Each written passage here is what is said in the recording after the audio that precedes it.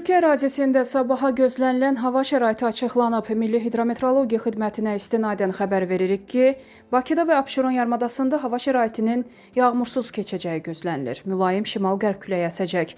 Havanın temperaturu gecə 22-26 dərəcə isti, gündüz 30-35 dərəcə isti olacaq. Atmosfer təzyiqi 757 mm civə sütunu, nisbi rütubət isə gecə 70-75%, gündüz 50-60% təşkil edəcək. Azərbaycanın əksər rayonlarında havanın əsasən yağmursuz keçəcəyi, lakin bəzi dağlıq və dağətəyi rayonlarda arabir yağış yağacağı gözlənilir. Ayrı-ayrı yerlərdə leysan xarakterli intensiv olacağı, şimşək çaxacağı, dolu düşəcəyi, gecə və axşam bəzi yerlərdə yağıntıların bir qədər güclənəcəyi ehtimalı var.